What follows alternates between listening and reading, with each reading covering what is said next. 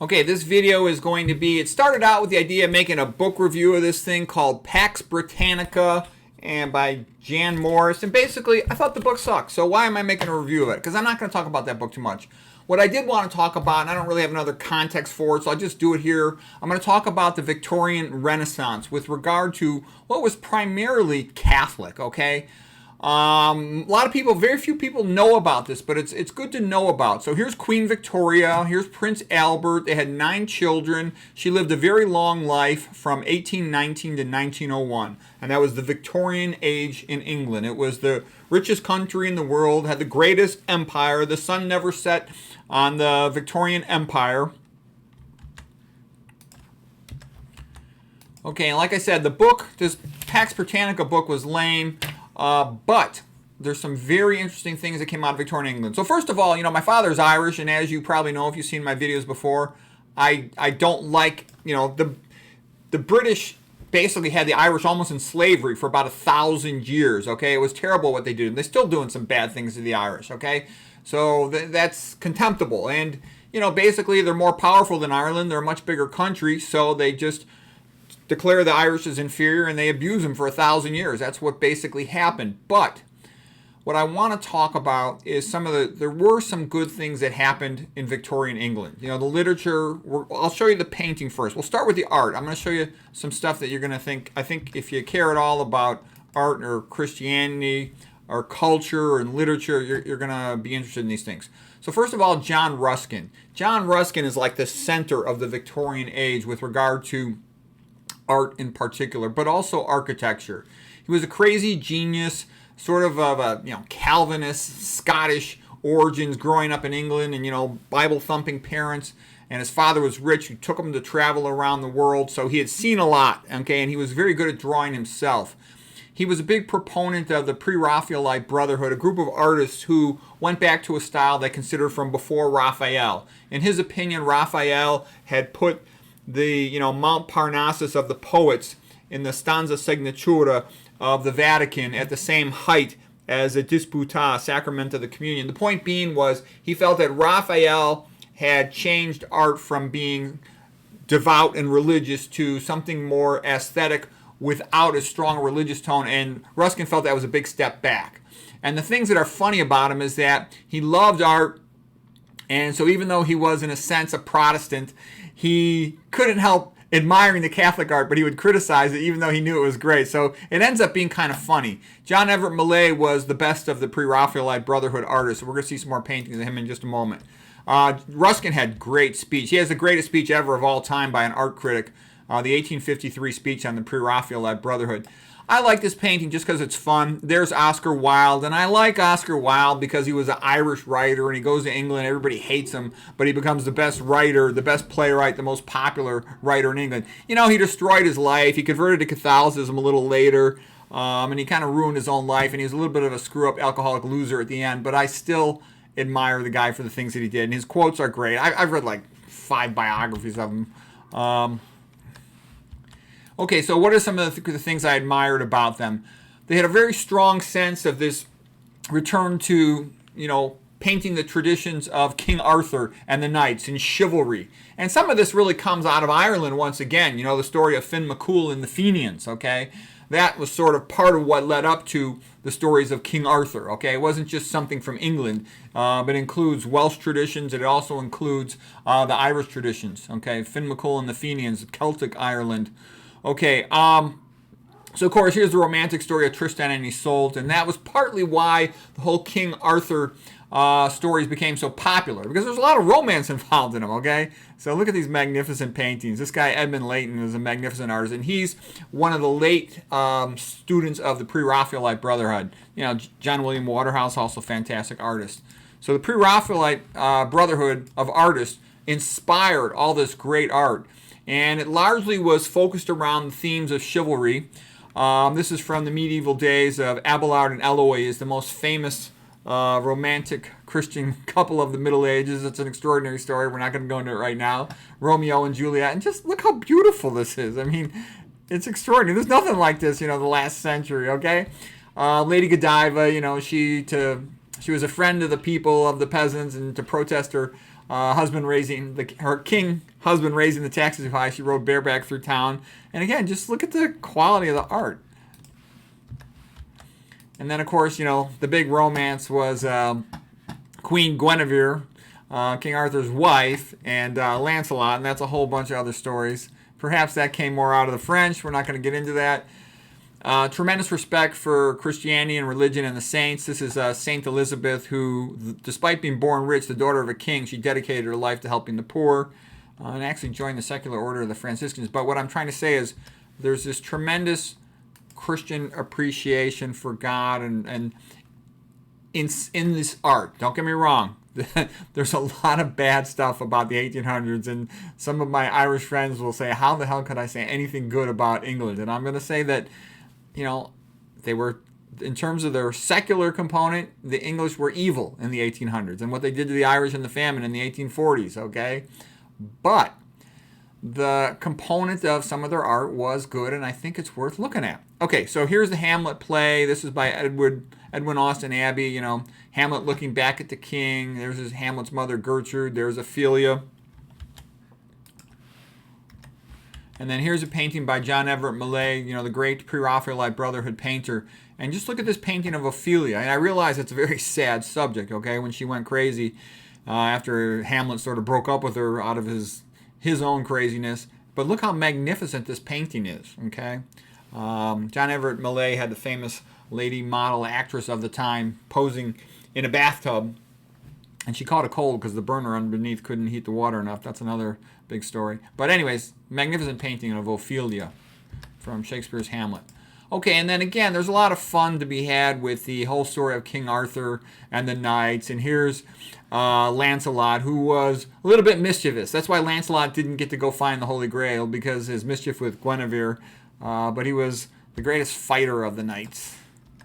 Okay, and then here was the funny scene. You might remember they did a spoof on this in the movie Monty Python and the Holy Grail. This is Sir Galahad. Sir Galahad, the good, the noble, the saintly. And he ended up in a castle full of maidens, and he had to control himself from the temptation. Okay, Galahad, the good, he had to be noble and pure in order to have the right that he would be entitled to go find the Grail. So, there's a lot of fun, all these stories. Okay, and you get a sense, too, of the seriousness of life in the Middle Ages and the days of chivalry. The young prince is displayed before the crowd. Later on, the prince is getting married, and, the men-at-arms come to tell him, nope, a call to arms. So instead of having a wonderful honeymoon, he's got to go do all that other stuff. But there's a very masculine, brave, protective chivalry. And I heard a nice quote recently. It said, is toxic masculinity the problem, or is a lack of masculinity the problem in the modern world? I think it's more of this. So anyways, the Vigil. So the brave knight, it's very Christian, very honorable, dedicated. So I like all that stuff.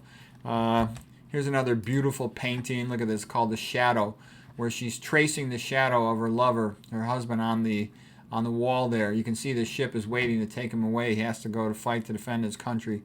And it's incredibly sad. And if you ever had a long-distance relationship, you know what these goodbyes are like. They are so sad. You never forget them. I remember that song, like Leaving on a Jet Plane. Okay, anyways, she traces the outline. That's by Edmund Leighton, the great pre-Raphaelite Brotherhood artist. And I like this, a sense of respect for God. So the two crowns. So the king, on the one hand, he's the big shot. But on the other hand, there's a bigger king than him, and he looks up to that, and he has to respect that, and the people expect him to respect that. That's the best of the two worlds, when they're sort of separate. Religion's a good thing when it's separate from the ruler. It's corrupt when that's one of the things, too. I think Anglicanism, the religion of England, is basically a joke. I mean, it's founded by Henry VIII. He's like, evil, about as evil a ruler as you'll see. What did he do? He had 6 wives. He beheaded about half of them. And then, who was sort of the later ruler? Just about 100 years later, you got Cromwell. Cromwell is one of the most evil rulers that ever lived. He's known as the devil in Ireland. So when the religion is too much controlled by the ruler of a country, it just becomes a tool of the ruler, I was reading some of these books about religion in England, and they would put the Union Jack flag over the altar. I mean, it's ridiculous. They would put persons from their secular society in their churches. Okay, that's ridiculous. Okay, you know, the Protestants talk about don't worship an image, and they're putting their secular rulers in their church. Okay, that's ridiculous. All right. So yeah, and of course, like I said, a church founded by Henry VIII, nothing good can come from that. Okay. And that's why the Anglican is partly faded so weak. Don't get me wrong, I know the Catholic Church got lots of problems, but that's a leadership problem. It's not a problem with the religion. It's a problem with the leadership. Okay, so anyways, a little bit about the literature from the 1800s. Charles Dickens wrote the greatest novel ever written, The Christmas Carol. And the best part, you know, was the redemption, the turnaround of Scrooge. So here Scrooge has been taken by the third spirit. There was a spirit of Christmas past, a spirit of Christmas present, and this is the spirit of Christmas future who led Scrooge to his grave, his tombstone, his lonely, empty existence. And Scrooge, luckily, made a turnaround. He said, Spirit, clutching the robe of the Spirit, hear me, I am not the man I was. I will not be the man I must have been before this intercourse. Why show me this if I am past all hope? I will honor Christmas in my heart and try to keep it all year. I will live in the past, the present, and the future. The spirit of all three shall strive within me. I will not shut out the lessons that they teach. Oh, tell me I may sponge away the writing of this stone. And Scrooge was better than his word. He did it all and infinitely more. And to Tiny Tim, who did not die, he was a second father. So I love that. Actually, I love this painting of Scrooge with his friend Tiny Tim later on. Otherwise, he would have died. So anyways, it was a beautiful story. The Spirit had shown him Tiny Tim dying. So it's a great turnaround. And I mean, that just echoes in the human heart, the theme of redemption. That's kind of what Christianity is all about. That's why it produces... it's a big part of why it produces all this magnificent art. There's nothing like Christianity in this world. Anybody below, give me a comment below. Just show me any other culture that's produced, you know, anything in the ballpark of the amount of beautiful art that Christianity has produced, or the amount of beautiful music. It's incredible for that. It creates the metaphysics that generate that. And the fact that it creates the metaphysics that generate this shows that this is something magnificent about it. You know, a world without Christianity would be kind of a bleak place. Okay, here's a painting about Christmas Carol, and there's Bob Cratchit, you know, with his son, Tiny Tim. Okay, and so here's G.K. Chesterton. He was another English Catholic writer. The beauty and the real blessing of the book, A Christmas Carol by Charles Dickens, does not lay in the mechanical plot of it, the repentance of Scrooge. It lays in the great happiness that glows through Scrooge and everyone around him. And whether the Christmas visions would or would not convert Scrooge, they convert us. Yeah, it's great. And that's what I think is also funny, too. It's these Catholics and things that are imitating Catholics that are producing all this beautiful art and literature, okay? And I also think it's funny, the best writers in England were typically the Irish. They're the best playwrights, and, you know, Oscar Wilde, Bernard Shaw, and some of the other ones. Okay, anyways, here's some interesting books. This is a good book about the Catholic literary giants by Joseph Pearce. I like this one quite well. This one about Catholic converts by Patrick Allett. Not as good, but it's still good. This guy, Patrick Allett, though, he did some good things. He made a history of the Victorian age in England, and he is an Englishman. His father was a pilot in the Royal Air Force of World War II.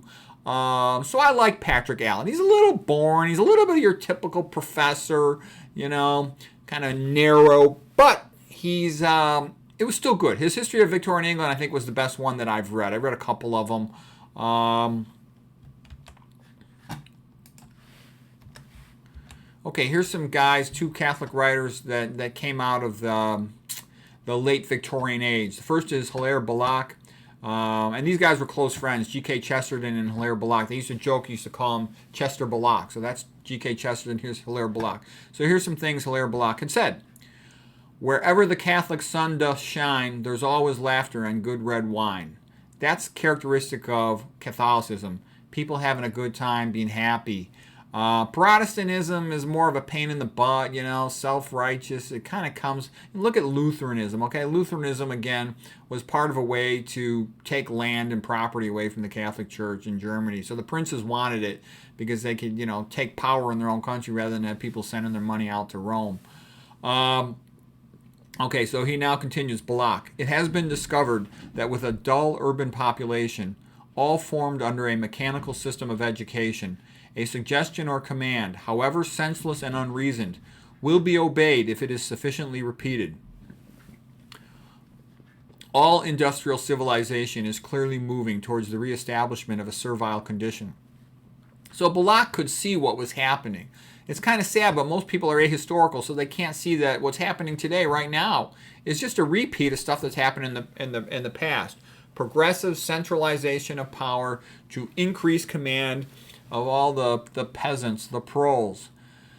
Okay, so Hilaire Bloch saw this all coming, almost 100 years ago. Okay, and anybody who's read history, knows anything about what had happened in the past in Russia. It's pretty obvious what the English did to the Irish. It's pretty obvious. Okay, so here's another Catholic writer, G.K. Chesterton. These guys are both from England, but they're Catholics. Balak was sort of English and French. Okay, I think he's a little more English than French, but he was a great writer. He wrote some good books too, and he wrote about pilgrimages and stuff to France and to Rome. Okay, anyways, here's Balak. Here's some quotes, by the way, from G.K. Chesterton. It is the test of a good religion that you can make, whether you can make a joke about that.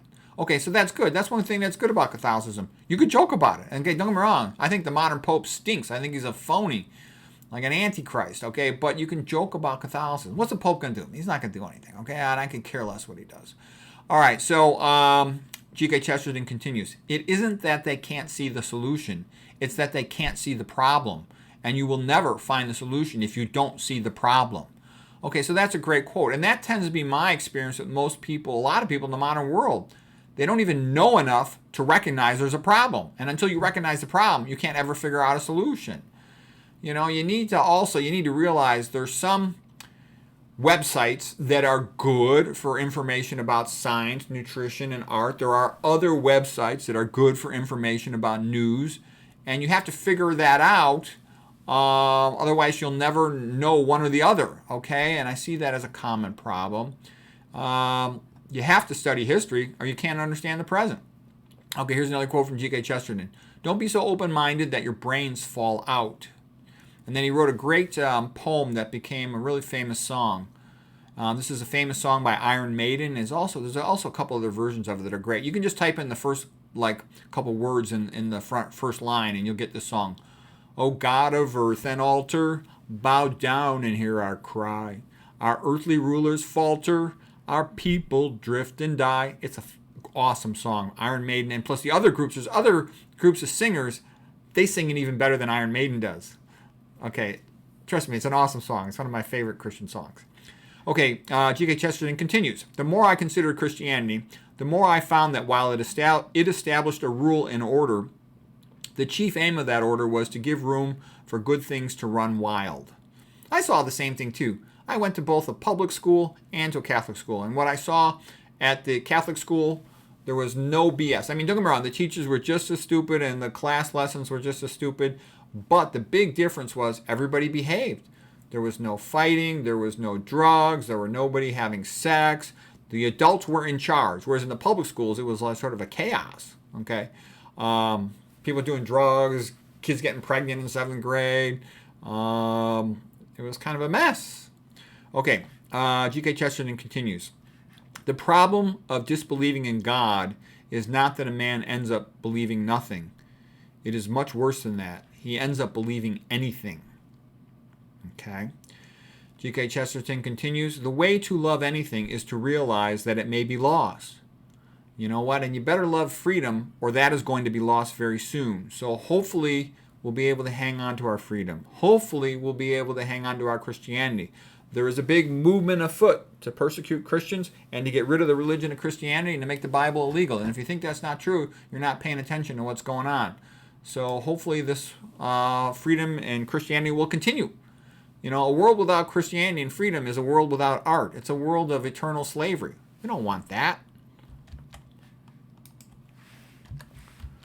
Okay, here is the Cardinal John Henry Newman. He originally was Protestant, but he converted to Catholicism once he had studied Christianity more, and he eventually became a saint.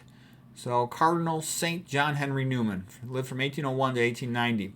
So here's a quote by him. To be deep in history is to cease to be Protestant.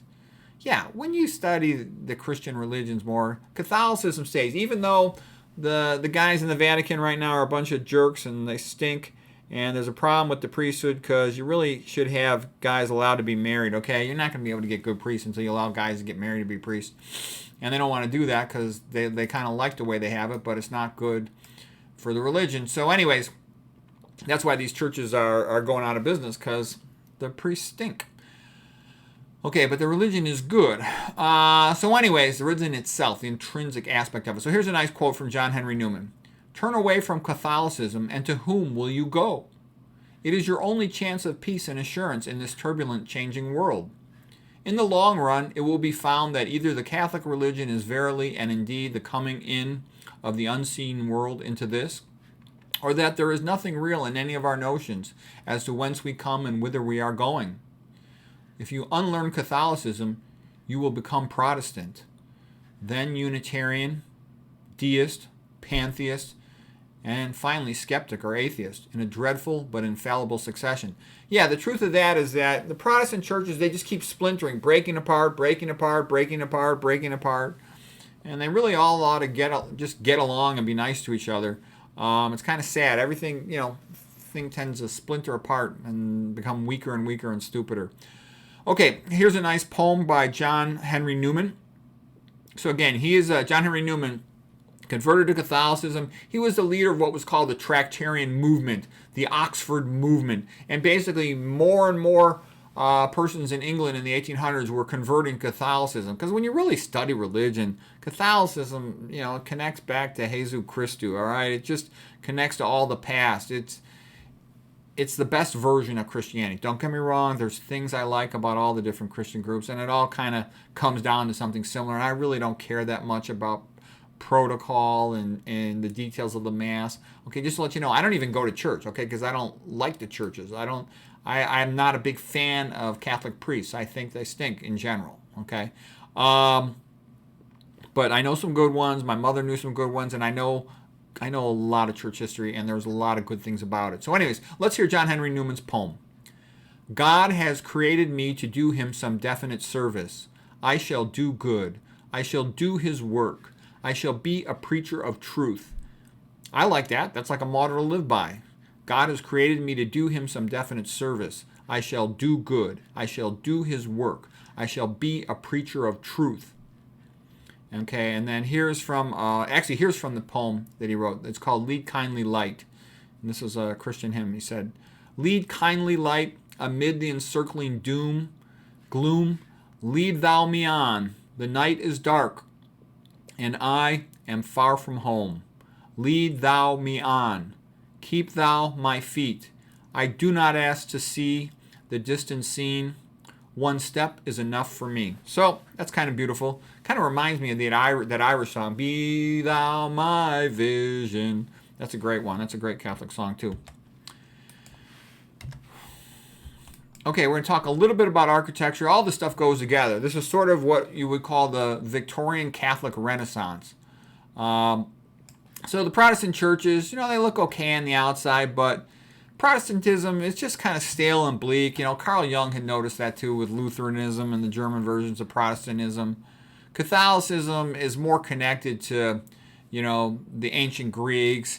It's more, they pray to saints. They don't worship saints, but they pray to saints with the idea that the saint will potentially, theoretically, intercede and to ask for favor of God for you. You're too scared to ask God because if God rejects you, then you feel like you're screwed. Versus if you ask the saint and nothing good happens, you go, well, I'll ask some other saint. Maybe he'll talk to God and God will do me a favor. So this is just Salisbury Cathedral. It's a nice painting.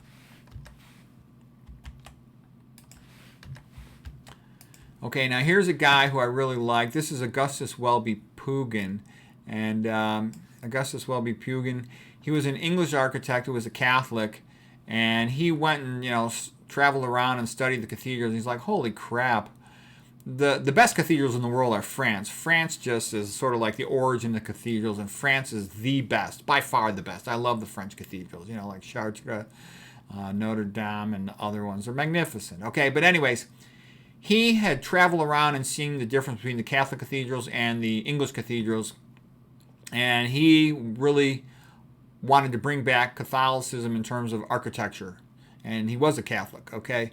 So this was called the Gothic Revival in England. This also led to a lot of the Gothic, like some of the Ivy League campuses being built this way, and some of the universities in England also built this way. Pugin was a big leader of that movement, and I call this, again, part of the English Catholic Renaissance in the 1800s. He loved the way the Roman Catholic Church integrated art and sculpture and architecture in their Gothic cathedrals. So here's some of his quotes. Gothic today, Gothic tomorrow, Gothic forever. Gothic is the only appropriate style for the building of a Catholic church. Everything glorious about English churches is Catholic. Everything debased and hideous is Protestant. A Gothic church, a Gothic cathedral is about light and color, beauty and splendor, with soaring lines that lift the human spirit heavenward. The heaven-pointing spire is a beautiful and instructive emblem of a Christian's brightest hopes. Since I was a child, I have prayed for the restoration of the long-lost glory of Catholic England. Okay, and some of the things that'll tell you this is a Catholic church instead of Protestant is, the amount of stained glass windows and the paintings on the walls. Catholic churches, Catholic cathedrals are beautiful, okay? And this is the only picture I have of one of Pugin's cathedrals. He did a whole bunch more, but they're beautiful compared to the Protestant stuff. But one of the advantages the Protestants have is they let the preacher get married, so you can recruit from a lot wider range of men, and you're going to have a lot of better preachers. Like the United States, when it was founded, there was a lot of preachers all competing, and a lot of them were pretty good. Okay, I'm briefly going to talk a little bit about science. And first of all, we'll start with Isaac Newton, because he's sort of the big transition figure in the modernization of science. He's the smartest guy who ever lived. Okay, so here he is in 1665. He just graduated from Oxford, and he went off to the family cottage in Woolsthorpe to study. There was a time of plague, and he felt he would be safe there, and he just had time to think. He pondered gravity. That was called his miracle year, Anno Mirabilis, 1665. And he sort of clarified the law of gravity, invented calculus, and did a lot of pioneering work in optics and the mechanics for physics, thermodynamics and whatnot. So anyways, here's a couple quotes by Isaac Newton. He who thinks half-heartedly will not believe in God, but he who really thinks has to believe in God. And I'd agree with that. If you really study science and biochemistry like I've done, for many years of my life, I've been a doctor over 30 years. It's too amazing. It's too incredible. It couldn't have happened by accident. We talked about this before. If you went out to the beach and you saw your name written in the sand, you would say an intelligent person wrote that. How else could that have happened? And then you look at the DNA of a human. There's 3.3 billion base pairs. How is 3.3 billion letters going to be put in correct order unless some brilliant mind designed that, okay? That's not going to randomly happen by chance. The old joke is, well, if you had 1,000 monkeys in a room with typewriters, they would type Shakespeare. No, they wouldn't. They would defecate on the typewriters. That's already been tried. That's what happened. Okay, so anyways, more quotes from Isaac Newton. I have a fundamental belief in the Bible as the Word of God, written by those who are inspired. I study the Bible daily. All my discoveries have been made in an answer to prayer. Atheism is so senseless. When I look at the solar system, I see the Earth at the right distance from the sun to receive the proper amounts of heat and light. This did not happen by chance. Isaac Newton. And so, a lot of times you'll hear some low IQ atheist saying, oh, God is stupid, there is no religion. You know what? The smartest people who ever lived were pretty devout, okay?